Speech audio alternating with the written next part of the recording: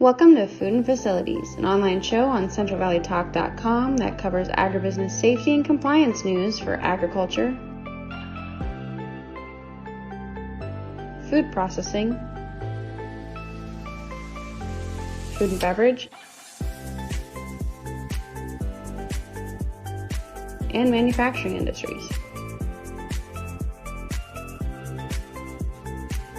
This episode's theme is Agribusiness Education.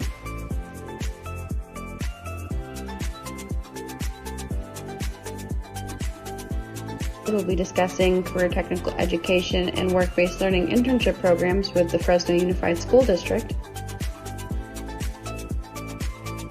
the Safety Glasses Required podcast hosted by Fresno State's own Chris McKenna and John Williams on the safety in mechanized agriculture. And then we will also be having Kevin Fox of Volt Institute explain how their training programs adapted to the pandemic and are closing the skills gap in manufacturing for the California Central Valley.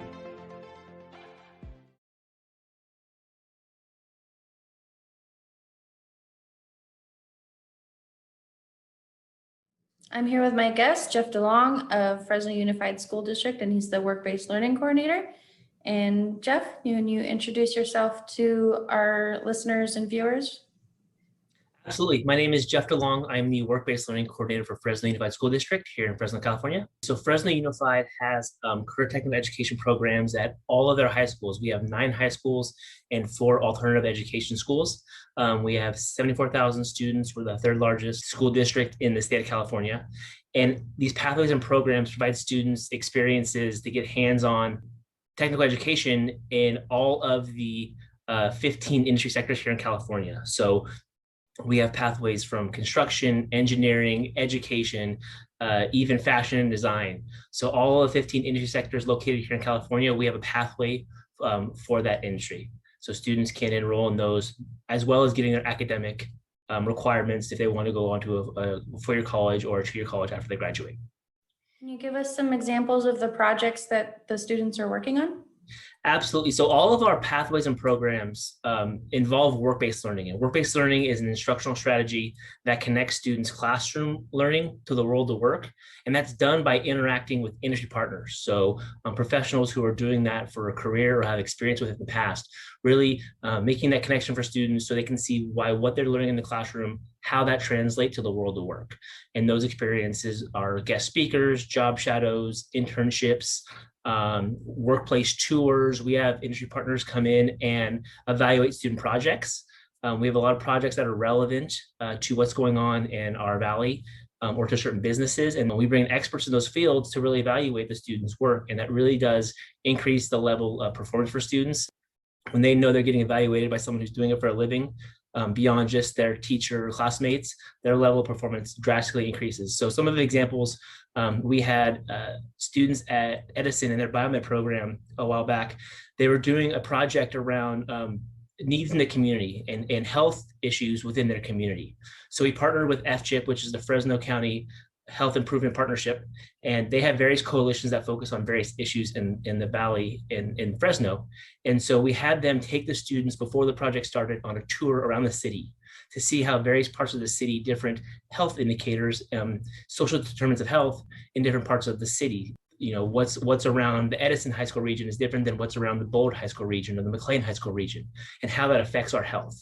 So that's an example of just a work-based learning experience that helps kick off a project, get students really excited about it. And then as they're going through and determining the issues in the Edison community, the partners came back midway through to evaluate how the project's going, how the presentation's going, get them on track or help them kind of mentor them a little bit. And then they came back at the end to do the final evaluation. So that's one example. Fresno Unified placed a initiative on homelessness this year and an emphasis on that. And so Sunnyside students in the agri-science pathway went to the Poverello House to say, what are some needs that you have? And one of the biggest needs, surprisingly, is they needed dog houses. A lot of the guests that go there have animals, have dogs, and they don't have a space for them. So the Sunnyside students created this really cool doghouse condo that can hold various dogs in various sizes. And they're actually going to deliver that this Thursday to the Poverello House to that. And that's just two minor examples. Edison's computer science students actually partnered with a local business consulting firm to create a website for those families that are affected by the Creek Fire for them to get resources that they need. So those are just a few examples of our students getting able to do real life practical work that benefits the community, besides just taking a test or doing a multiple choice answer. These projects are relevant. They involve industry mentors them. They bring them in as guest speakers to provide context. And so it really brings the projects to life and shows students that what they're learning now is making a difference and how it translates to the real world. Are there any specific industries that you're looking for professional partnerships with? We've been so blessed. We have a business engagement coordinator, Tara Kiteforce, who's been fantastic in really building these advisory boards, CTE advisory boards and subcommittees, and letting them flourish. And they've grown so much. And we have champion partners who just advocate for our programs, advocate for our students, recruit other partners to be involved. So it really helps us to get more experiences for our students. We can always use more partnerships, specifically in the fields of agriculture, fashion and design. I mean, pretty much every pathway and program, we can always use more partners. Our partners benefit from, involving themselves in our programs. It's a two-way street. Sometimes they're building their workforce. There are fields like HVAC technicians where there's going to be a shortage, and we have an HVAC program at Fresno High. So those students have a path to a career if they want to, with all of the training and knowing what certifications they need and all the hands-on experiences that they get while they're in high school to set them up for success after they graduate. So we're always looking for partners. Tara's done a fantastic job. We can't do what we do without partners. And we have some of the best partners, I would say, not just the state, but the country. Is there an industry focus for the upcoming year? Yeah, there is. With the pandemic and everything closing down, we had to get creative on how we can provide work-based learning experiences for students. So we were able to do them virtually. We would do virtual tours where I would go out and we would film a tour as if a partner's giving it, and then we would edit the video so it's a video students can watch at home or in the class about 30 minutes as if they're actually there. So we've done that with guest speaking experiences. We've done the evaluations of projects virtually. But this focus for this upcoming year, with us going back to school, is really on internships.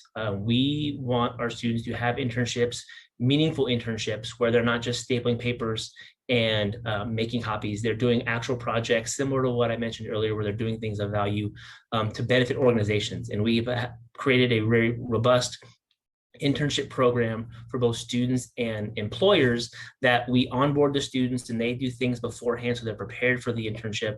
We also assist and onboard and orient the employer as well, know how to deal with an intern, how to prepare for an intern, especially an intern who's a minor, who's a high school student. Our students might be in high school, but they have extreme talents, especially in career technical education. We have welding programs, we have heavy truck programs, we have ag programs. Our students know their stuff, and they impress our partners, and they want more. And these internships have led to full-time positions for our students once they graduate because of the work they do. So we want to expand on that. We want to give students experiences they might not have gotten somewhere else. And internships for the next year is a focal point. So if you're absolutely interested in getting more information, we can definitely connect you with that. If an organization would like more information or to partner with you, how would they get in contact with you? Yeah, if anyone would like more information, we have an interest form, which they can be found by scanning the QR code on the screen or putting that webpage on in your browser, or you can email internships@fresnounified.org or call the College and Careers Office at 559-248-7465. Thank you for joining me today, Jeff, and I look forward to gaining more partnerships for you in the industry. Absolutely. We appreciate you as well. Thank you so much for having me.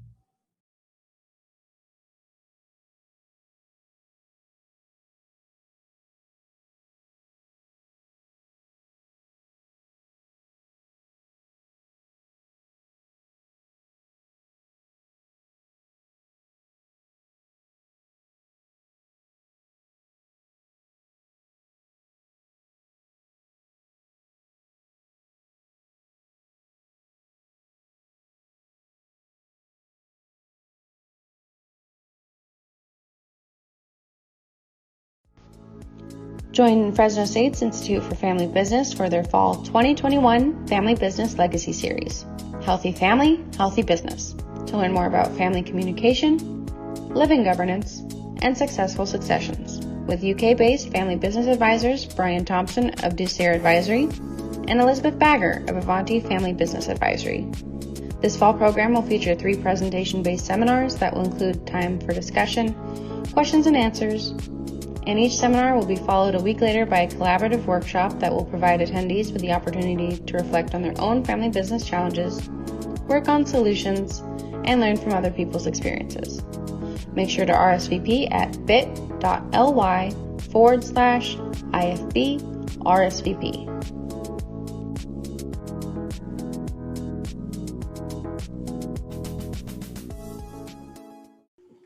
I'm here with John S. Williams and Chris L. McKenna of Safety Glasses Required, and I wanted to introduce them to our listeners and our readers. John, Chris? My name is John Williams. I'm a faculty member. I teach mechanized ag here at Fresno State, California State University, Fresno. I've been in ag education for 12 years, I think. My emphasis or my passion is ag, mechanized ag in the power setting, and it's talking about like engines, transmissions, hydraulics, those things, a little bit of welding, and then safety, which is all a part of our entire curriculum. Is safety is in everything, and so grew up on the coast, moved here to Fresno to go to college, and kind of planted my roots and stayed here. So happy to be on your show today. So my name's Chris McKenna, and I've been teaching agriculture for 13 years now. Me and Johnny, we both went to college here at Fresno State, and this is my 3rd year now at Fresno State. And where he kind of deals with more of the engines, I deal with more of the fabrication side of things. So the welding, the construction, like woodworking, plumbing, electrical, concrete, all that kind of stuff. That's kind of the basis of what I teach. But we also, both of us kind of teach tractors. We both, kind of swap some classes back and forth that deals with tractors and stuff like that. And so we've been here. Johnny's been here for 4 years, and I've been here for 3 years. And we actually kind of had an idea. Well, what was it, about a year and a half ago, I think I told you, I was like, hey, we should do a podcast, because I've been listening to some, and I was like, I think it'd be fun. I think people would enjoy, just kind of like listening to us and doing that. And he was kind of like, yeah, I don't know, about podcasts. I don't think you'd ever listened to one before. And, and so when COVID kind of hit, we were obviously Fresno State shut down. So we had to move to a virtual world to try to teach. And what we teach is shop skills, right? So it's like hands-on, activities, and to move that into a virtual world is something that was, kind of out of our realm and out of, our area of expertise. But, we started making videos, and they were horrible videos that we had. We've gotten a lot better at them, but we didn't really know what we were doing. We didn't have the equipment.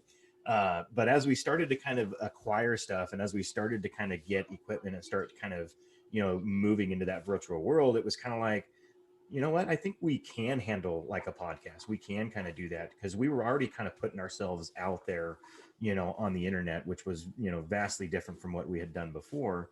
And so we just kind of decided, hey, let's start one and let's do it. And let's see what kind of traction it can get, and what kind of audience we can have. So, yeah, well, I'm in grad school right now. So I had a class, and we had to listen to a podcast, and I'm like, so I was not looking forward to that. And then I listened to it, walking on my treadmill at home. I'm like, oh, this is kind of cool. And then I started thinking, well, Chris brought this up one time. And so I came into his office. You understand, every day when I come in, or when he comes in, we're at I either go to his office or he comes to my office, and we will spend 30, 45 minutes just talking about what we're going to be teaching that day, or some kind of new skill, or something we saw. And those conversations were really good.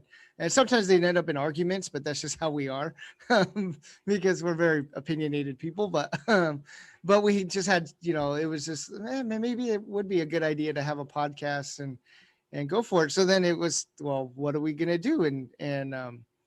It's interesting how Chris and I work very well together on everything. Like if we have a problem, and it doesn't matter which area or part of the industry that we're, or class or whatever we're teaching, if we have an issue, we can talk through it and work through a problem very well. And so when it came to like, well, what are we going to name this? And I'm a thinker. And so I'm always putting stuff down, and I texted Chris, like, I don't know, like 7 or 8 different types of titles of it. And Chris is like, nope, I don't like that. Nope, I don't like that. Nope. Well, this one's kind of good. Well, let's kind of reframe this. And it was like, well, and then it went to, came up with the safety glasses required because, we have signs all around our shop that say foresight is better than no sight. And it's wear your safety glasses. And it's like, so all our shops and everything, all of our stuff is, you have to have your safety glasses on. That's your first line of defense. And so it just kind of fit with what we wanted to talk about. And it's not just, stuff that goes on in the shop, but, out on, when we're doing our labs out on our campus farm, or going on tours or talking about new technology and stuff, it just fits. So it was just kind of a cool idea that just started, and it's fun. We tend to forget about time and that, but it's like, we got to get recording done. And so we try to stay a week ahead and stuff. So what's something both of you wish people knew more about your industries? In ag education, everything fits under this umbrella. It's called ag mechanics. And a lot of times people just think ag mechanics is just welding and those things. And we tend to forget that it includes, woodworking, it includes electrical, it includes tractors and engines and things like that. But a lot of times, people just think, oh, ag mechanics, it's just stuff in the shop. And so I guess the biggest thing that we try to talk about is, we go outside of that, is kind of incorporate as much as we can. And we look at everything in industry, and technology is changing everything with GPS and drones and things like that are making agriculture so much better. And they call it precision agriculture, and that fits underneath this umbrella. And so there's so much more to just being, in our shop. It's just a very big industry, and it's a part of all agriculture. It doesn't matter if it's animal science or it's, plant science or whichever, ag mechanics and machinery are just a part of it all. I think kind of picking up off of that, what a lot of people think and their ideas of like what a shop is and what a shop class is it's kind of like, oh, like it's just kind of like dumbed down, and there's not like a lot of like thinking that needs to happen. But Johnny and his like small engines classes, like there's a lot of like engine theory, there's a lot of like physics that we deal with. In the fabrication side of things, we're dealing with geometry, and we're dealing with how do we figure out different angles, and how do we handle that stuff. And so there's a lot of science and math that's actually involved in it that a lot of people, they don't really think about it. If they're not involved with it, they don't understand it. And, when, we get a lot of students that get into our classes, some of them are kind of shocked at like how much knowledge you actually have to have, not just like the physical aspect of, cutting a board or tearing an engine apart, but the mental stuff that you need to have to be able to actually fully understand, how things work and how things operate and stuff. And so, but I think that's kind of what we do when we teach classes. I think, students and people tend to understand, okay, this is more than just, I'm going in a shop and I'm running some beads, I'm actually understanding more, and I have to have more of a knowledge base than just a straight, running welds and stuff like that. How would you say the pandemic has affected both your instruction and ag mechanics as a whole? Well, it's definitely been kind of a tough road. And, Johnny's probably going to have a different perspective from me, especially since, from last semester, he had some classes that were in person, and I had all of my classes that were all virtual. And so trying to do, and especially like last semester, trying to do a welding class online is something that is very challenging, because it is a very like hands-on, like we need to get into a booth, we need to weld, we need to get that experience. and we're not developing students that are going to be certified welders that are going to go out and do that, but they need to have that experience so that way they have that understanding. A lot of our students, a lot of my students that I have are going to be, ag teachers. Some of them are going to be shop teachers. And so if they don't get that experience, how are they going to be able to teach their students that are going to potentially go into the industry and do that? And so they need that.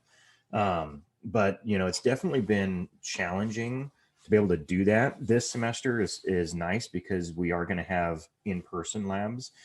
So hopefully that's going to kind of curb some of that stuff and we'll be able to kind of pick those up. Creating like YouTube videos, like making sure that we have access. I actually just used one yesterday. I had a student that came in and he wanted to, do some welding. It was one of our little student assistants. And he wanted to get some welding practice, but he's like, I don't know how to set up this welder. So I'm like, oh, hey, I have this YouTube video. Like I just sent him the link and I'm like, there you go. You can look at it. You can set up that video, watch the video and set it up. And so some of those things that is going to kind of change the way that we work in the future and just the access to the information. And I think one of the huge advantages to it is, and I've talked to my students and I know Johnny, we've talked to them, our students about this, but when our students take a course, they're not just taking a course for a semester.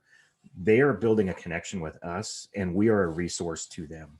And it's nice with the videos because these students are going to have that resource that they can go to if they ever need any help, if they ever need that. They can always come to us, but they don't have to now. They can just watch those videos again and they can, kind of get that same information that they got when they took our class. I guess to add on to that, for me, it was challenging in March when the shutdown happened and everyone was saying, well, it's, everyone, 2 weeks, it's 2 weeks, let's flatten the curve, let's get through it. And we were getting information from our campus administration, and they were saying, we're going to be back open by April 26th or whatever the date was. It's like, okay, we can manage this, it can get through. And then as that date got closer and closer, it was like, oh, well, it's going to be pushed back. It's going to be pushed back. And then it was like, we're going to plan on coming back next fall. And it's just, for me, I had, 17 small engines taken apart in the shop and 12 diesel engines all in pieces. And it's like, well, how am I going to get through, put this all together? And it was the frustration that came in. And then, for the students, I felt really bad because they got halfway through, an entire semester. And so they only got half the like hands-on skills and knowledge.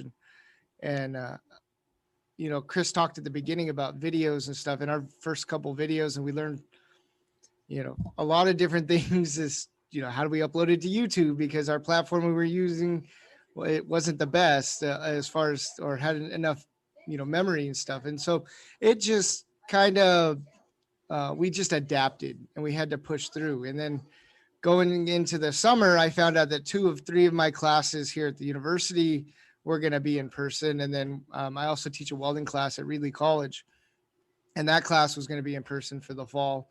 And so we get the list and my classes are on there, and Chris is like, well, what the heck? How come mine's not on there? And it just didn't, for whatever reason, the dice was rolled and his number wasn't picked. And so in the fall, it was, we have to be flexible. And so I was trying to be as flexible as possible. If students lived out of town or whatever, you can stay home and do the virtual side of things. But that posed a huge issue because I had half my students that were coming into lab and doing the hands-on stuff.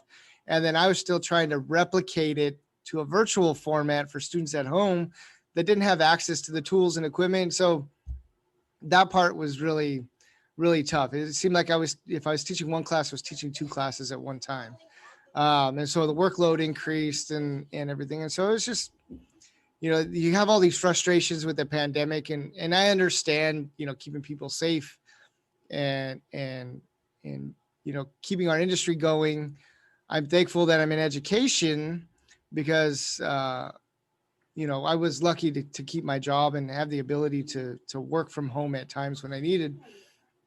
And then I look in the agriculture industry and realize that didn't stop. The agriculture industry did not stop. It didn't matter if it was in the farm or in the packing house or wherever, people needed food, people needed everything that agriculture provides us.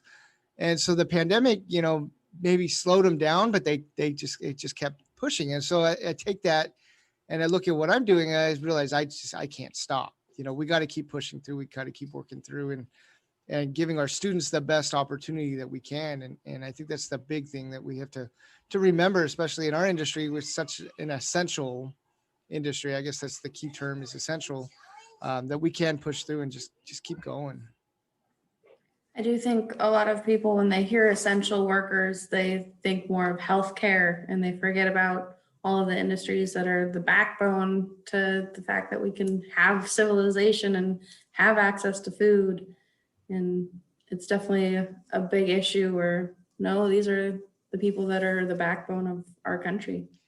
Yeah, you bring up a good point. And it's not just a lot of, I don't know, stereotyping. Farming is just a guy with a pitchfork, they forget all the technology that goes into it, or the amount of acres that their farm has.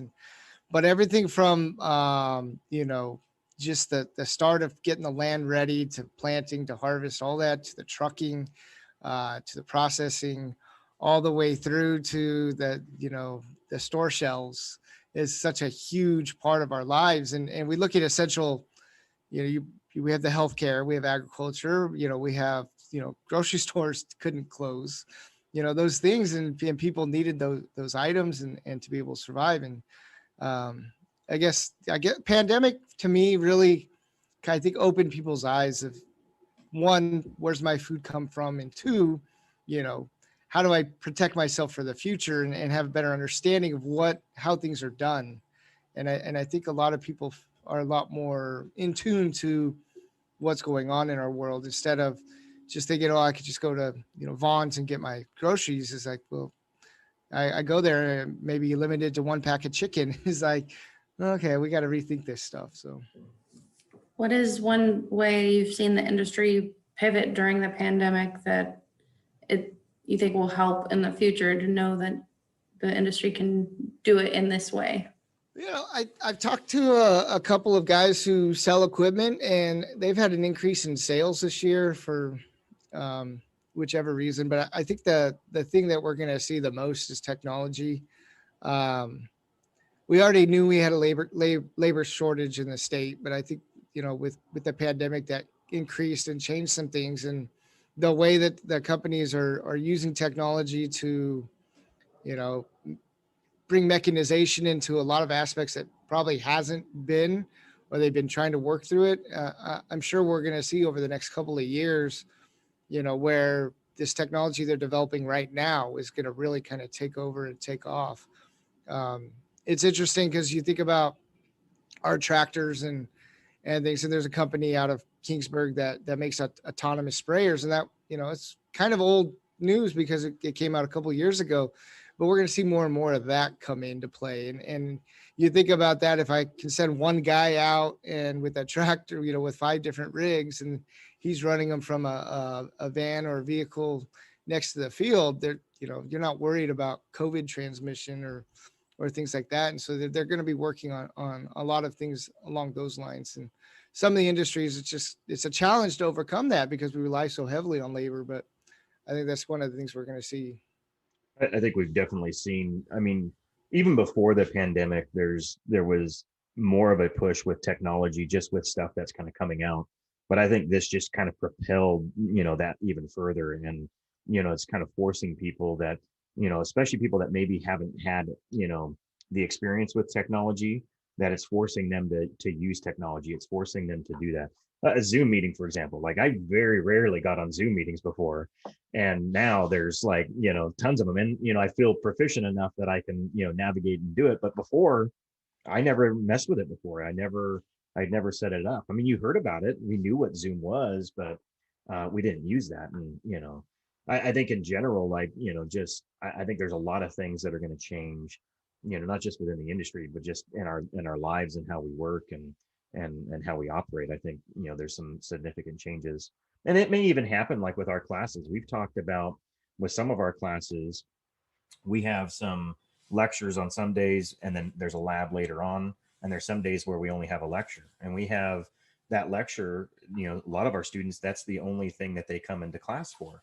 And so for us, even, we may be like, hey, you know what, in the future, we may do like a hybrid where there's, that one day where they're supposed to come in for an hour, we may just do that virtually instead of having them come in and do that. And, kind of frees up those students a little bit more and, kind of changes that, but it doesn't, dilute what they're learning at all. It's still going to be, the same education that they're getting. It's just going to make their lives a little bit easier, which is something we probably would have, we wouldn't have never have even thought about that. We would have been like, no, we're going to do it in person. But now it's like, well, we can do it. We can handle some of those things. There's some things that you have to be in person for, right? But there's some things that they don't need to be. And so I think we're going to see that change, kind of coming our way. I think John touched on the transparency of the supply chain, especially for food now because of the pandemic. And then you also brought up the actual not needing to commute to get your education as much. And it's especially important because a lot of students I know have issues with transportation because they're all throughout the Central Valley. And sometimes it's hard to make it to state on time and get parking and everything. So it kind of eliminates that extra stressor for them. Yeah, and you look at like Fresno State is a commuter school. So I mean, a large majority of our students do not live in Fresno. And I'm sure that's a lot with a lot of other universities. I'm not exactly sure, but especially with Fresno, I mean, the university, the CSU systems, each of the universities have a certain area that they cover. And our area goes everything down to around Bakersfield, north up through Merced, and then, all the way west to like Salinas Valley area, and then down into Santa Maria, which is a huge area for our students. But we have to do what we can for our kids, and we look at mechanized ag, and our program has grown dramatically in the last couple of years, to where when I first got hired, I was a part-time, actually it was 7 years ago, I started teaching part-time. I just taught a night class. There's only one full-time instructor in mech ag. And I got hired full-time. I was the only one for a year. And then it was like, man, we need to add, and we were able to hire on Chris, and, we've grown and we serve 6 different majors within the Jordan College, which is the ag college here at the university, and everything from the animal science folks to the industrial technology, Agribusiness students take our classes, plant science. So a lot of diverse student body and diverse majors. And then one thing we also do is, and what's interesting during the pandemic is we do all the tractor safety for our student workers on our campus. And so we had to change the way we taught that because Chris has a class, it's a night class for 4 weeks each semester. And like this last semester, he had to teach it virtually. Well, if you're going to have a student that's going to go work on a tractor, you can't just learn that virtually. So it was a process to say, hey, we need to get some of these students on equipment. How can we do that? And we have to come up with a plan. And so I do extra trainings of tractors and forklifts throughout the year. And so it was like, okay, well, you have to have 16 hours training. About 8 of that is going to be done virtually. The other 8, you're going to have to come and get on the equipment and learn and stuff. And so it's the change, the amount of change that's happened in the last 8 months, 9 months, however long it's been, is incredible. And it takes guys like me, who I'm not a very good tech guy, like computer wise. Like, I understand technology and tractors and hydraulics and all that, and I can diagnose that stuff and work with it. When it comes to this computer sitting in front of me, that guy in the other office helps me out quite a bit as far as learning that stuff. So. Yeah, I definitely am the technology person and kind of handling that kind of stuff. I enjoy the technology, and even though there's some things that I haven't done, it's definitely been nice. But that's why, like Johnny said, like we kind of complement each other. We work well with each other because there's some strengths that he has that I don't, and vice versa, and it works out. But yeah, no, the safety course, we've actually. Another thing, and there's some things that we really want to do, and especially related to safety. Like for me, safety is like a huge thing. I take it very, very seriously, when we're in the shops and stuff like that. And with the tractor class, when we teach the safety, we actually have some pretty old. I think they're from the 1980s, like tractor safety videos. And we show them because they have good information, but it's just kind of outdated, like the stuff is just old. And, so we've talked about, making a tractor safety video, kind of similar, kind of, a parody to that kind of stuff, but just kind of updated, and also kind of, local, like, so it has, us, it has our students in it, our equipment and stuff. And we've done some kind of short ones. We've done, how to jump batteries. We've done, how to, hook up a 3-point hitch. And those are some nice things that we're going to be able to use, that we can kind of front load information with students and say, okay, hey, watch this video, and then we're going to go out and then we're going to actually do it. But, they get to see that process. They get to see that, that stuff. And so, we're still going to kind of continue working on those things and developing some of those things, not to the extent that, we have last semester, because, we're having in-person classes. So there's going to be more of that. And that need is not, as demanding, but it's definitely something that, it's kind of changed the way that we're going to operate in creating some of those things. And so those are some things that we're going to kind of work on, kind of probably this semester. I think we're going to work on, some of that and putting some things together. I think John touched on some of the changes that you've had to make in the industry, where it's one person operating one machine that can do multiple tasks. How do you see technology affecting the industry going forward, and how do you think that's going to affect safety? I think, technology is going to make things more efficient. As far as safety wise, it's interesting because I've seen, some of the autonomous stuff, and it's, there's so many sensors on there. I think there's like, each piece of equipment that's ever made, and, we have sensors anyways, but this has like 100 and something different sensors and cameras and all of these things that, spraying is one of those things that you have to be incredibly safe with, and it's highly regulated. And so a piece of equipment, the sprayer, just shuts down if something isn't right. If someone walks in front of it or whatever, it just stops. I think when we look at safety, and we've seen it in certain pieces of equipment, like you look at a table saw, which has probably taken millions of fingers over the last, 50 years. They have technology in and out where if your finger touches the blade, it shuts off and stops.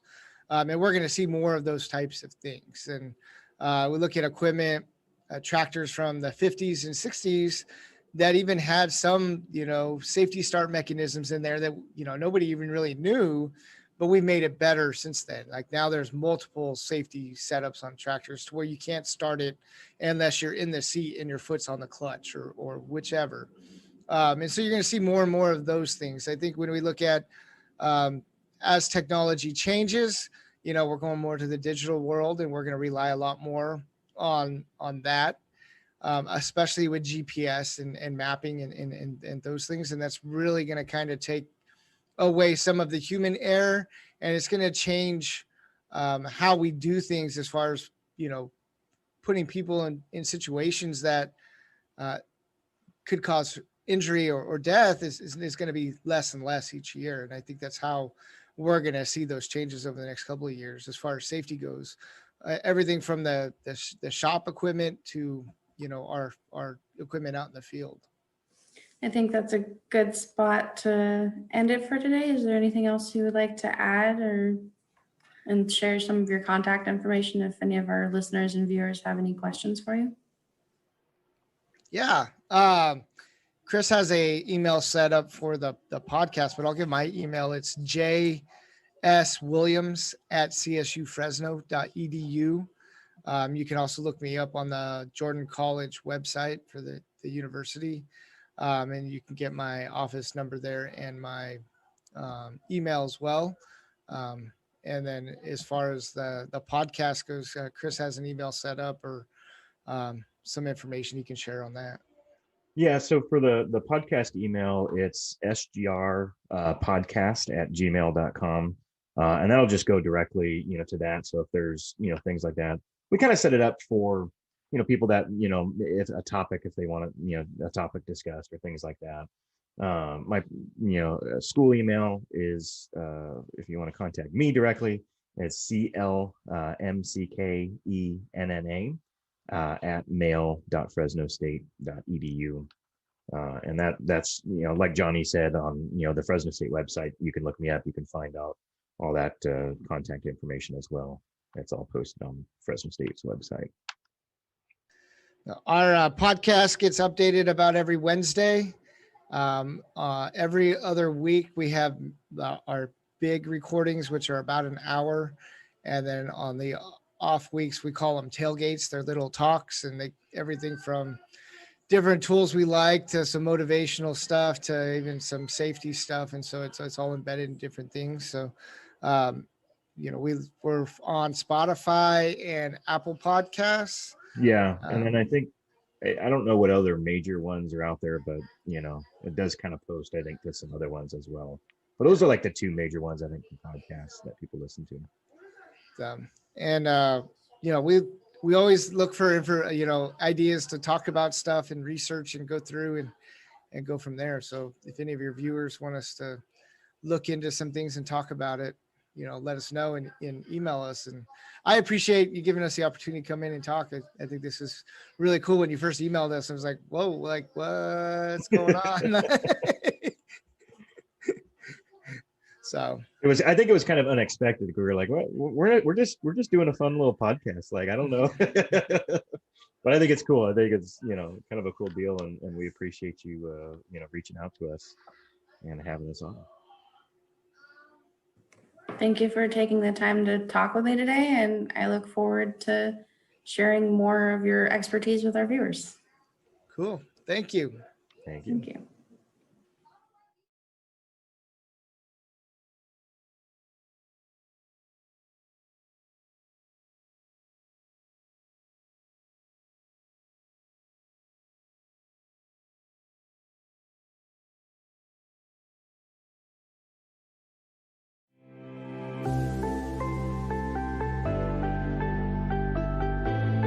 You can watch Food and Facilities live on Central Valley Talk every Saturday from 11 a.m. to 12 p.m. Pacific Standard Time. Catch all agribusiness safety and compliance news for agriculture, food processing, food and beverage, and manufacturing by following us and liking us on LinkedIn, YouTube, and Spotify.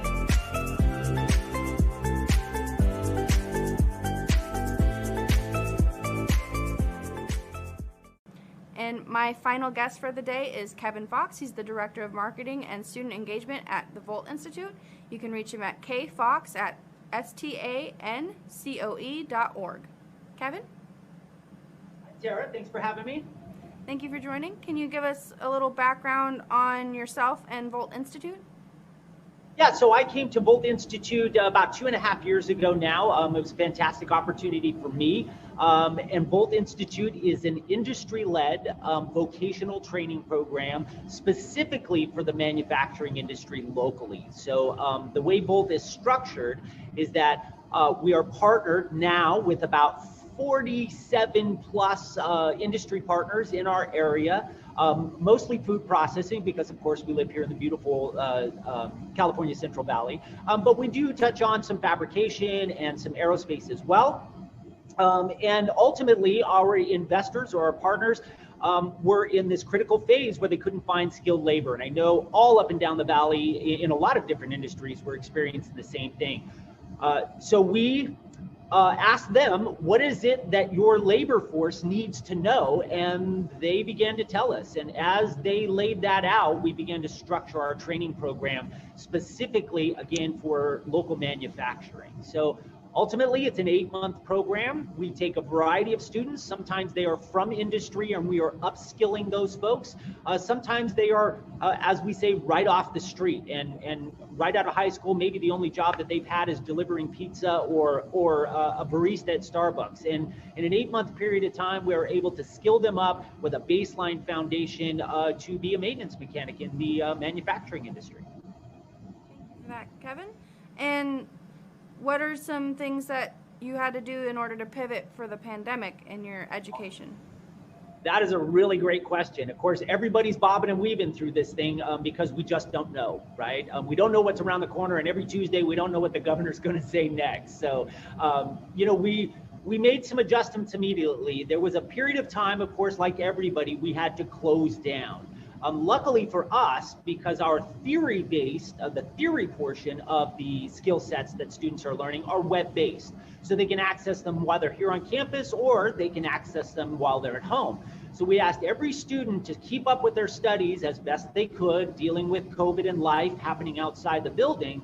And as they progressed, we looked to those students that were the furthest along in the program. And when we were able to open our doors and invite students back onto campus, we chose those students to come back by appointment to do their hands-on skills training. So it ended up working out very well for us over the last, where we're in, it's hard to tell what month we're in now of the shutdown, but we were able to graduate 5 or maybe even 7 off the top of my head students and continue progressing them. And as a matter of fact, many of those students had jobs, employment with our partners before they even finished the program. So we're still in that process. We are accepting students now that we have our doors open and we are back on campus. So we are enrolling, but those ones that were in our COVID period are now wrapping up the program, and we are accepting their resumes and helping them with job placement. And I got to tell you, it's still an incumbents market, I guess you should say, because I'm still getting 2 to 3 job postings a week from our industry partners, and phone calls are, how many you got? Who can I get? Who can I see? Because, it's all a struggle for us right now. Definitely, and we've learned how essential manufacturing is, especially during the pandemic, and they definitely need the workforce in order to be able to keep up with the demand. I would agree. I think workforce is essential. And, you've got kind of a theme going on your show today. This holistic kind of attitude that we should all be adopting. If your company is not, making adjustments to cross-train folks to fill some of those positions as they go out. And I know this is a big picture. This pandemic is sort of a big picture thing, but even on a day-to-day regular basis, if you're not cross-training people, you're really missing an opportunity. And hopefully this pandemic has opened the eyes to some folks. So. And you have multiple training programs. Can you give us a little more information about each one? Sure, absolutely. We actually train from top to bottom. So we train for folks that are in the boardroom all the way down to the lunchroom. So at the top, we have our senior leadership training, which are decision makers, those folks that are really making decisions that are going to, be between the black and the red. That is I believe it's a week-long training. We do training for frontline supervisors with our supervisor development training in partnership with AgSafe as well. And that's incredible because, as you know, very often, and this pandemic will illustrate that, very often when you need somebody in a pinch, you grab them and you throw them into a supervisor's or a team leader position, but they really don't have a background for it. And it's kind of a sink or swim situation. So we put together a program with AgSafe where in 6 meetings spread out over a period of time, you can get some information, take that back to the workplace, put it into practice, then bring it back and share that experience with your peers in that same classroom. It's a really incredible way to experience that, as opposed to somebody just talking at you. Here's the policy, here's what you do in this situation. You really get to bounce the ideas. This is what happened to me, and somebody else in the room, your classmates, can say, well, I did this and made this adjustment and it worked out better, or sometimes it works out worse. So you learn from others' mistakes as well. So moving down from there, of course, we have our Gary Baudet is training for our career accelerator program. We call it CAP, and he's made some adjustments for that as well in an online capacity for personal growth and professional growth as well. So that can be anybody in the company, from your regular operator all the way up the line, and definitely you'll walk away with strategy, lean processes, efficiency training, kind of conceptual stuff that every company needs in order to stay profitable. Thank you, Kevin. And what's one of the proudest accomplishments that Volt Institute has had? So great question. Thank you. in 2019, we were named one of the top 3 programs in the state of California at the California, it's the PI Award, Partnerships in Industry and Education. Yeah, the governor gave us that. We have a 96% job placement rate with our students and our partners. I love to brag about that. It really is it really is a holistic kind of front when they come through the door and hand me an application, all the way to the end where they're handing me their resume and we're trying to get them placed into a position, because I have a real opportunity over 8 months as student engagement to learn who these students are, what they're about, are they reliable, do they really understand what it's like out there in manufacturing in the workforce. And I try really hard to match students. Now, we're not a job placement service, right? But I try really hard to match the student with a company where I'm aware the culture is going to best suit them, right? Where I can see them elevate and move on.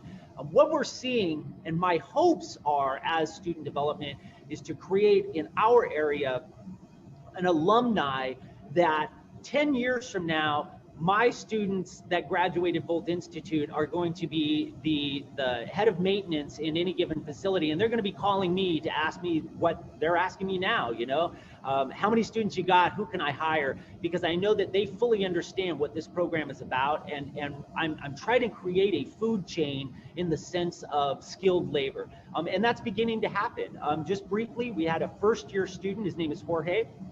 He was a teacher when he came to this program, was a teacher for about 5 years in grade school, real good at people management, obviously, because he's a teacher, but just decided, I don't want to do this. And of course, you can really drop, $70,000, $80,000 getting your degree to be a teacher.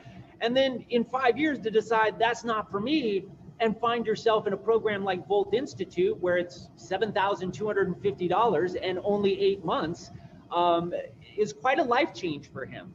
So fast forward 3 years now from when he graduated the program, he is now the maintenance supervisor at Houston Nut Company. And I just invited him back for a free PLC training and had the opportunity to talk to him. And lo and behold, last week we had a conversation on the phone, and he's asking me, what students do I have to send to his department? And that's exactly the culture we want to create with Volt all across the valley, because I think that is really the approach that we have to take to solve the skilled labor problem.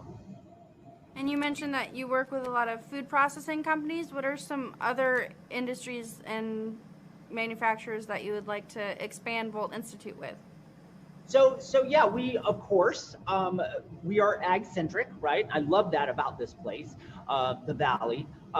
But there are other manufacturers out there. So aerospace is moving in our direction because, it's unsustainable in the Bay Area. It's sexy to be over in the Silicon Valley, but you can't afford the real estate, right? And your manpower, your labor is here anyway. So if you want to create that culture where people are happy in your industry, come on out to the California Central Valley. Our water is cheap. Here in Modesto, we got MID, so you don't have to worry about power shutdowns or anything like that as well. And there's plenty of space to grow. So aerospace is one of those things that are moving our direction, and we're having talks with. Fabricators are a big deal, especially, like all manufacturing. It's tough to find good machinists these days. So we service a lot of fabricators as well. And we're in talks with, some pretty big brand names that are, like I said, moving into this area. So. And if current manufacturers and future students want to reach out to you, how would they get in contact with you? The easiest way to get a hold of us is voltinstitute.com. So you can check out our website. We have tons of information on the Contact Us page. If you fill in the web form, if you see this program, you have any specific questions for me, you can fill in the web form. Just leave me a little comment at the bottom. Hey, Kevin, saw you with Tara on the show, and those emails come directly to me. So voltinstitute.com is kind of the one-stop place. If you want to have personal conversation, 209-566-9102. You can call me. It rings right through to my cell phone. I'm almost available almost 24 hours a day. Yeah, those are the two best ways to get a hold of us. And if you want an inkling about what's going on here, social media, check out our social media, our Instagram, our Facebook. We're now on LinkedIn. So if you are, a plant supervisor or in that portion of the industry, check us out, see what we're doing, and get involved. Thank you, Kevin. And I look forward to being able to potentially visit Volt Institute. And Definitely invited down. I'd love to show you. And thank you so much for having me today. It's always a pleasure. have a good one.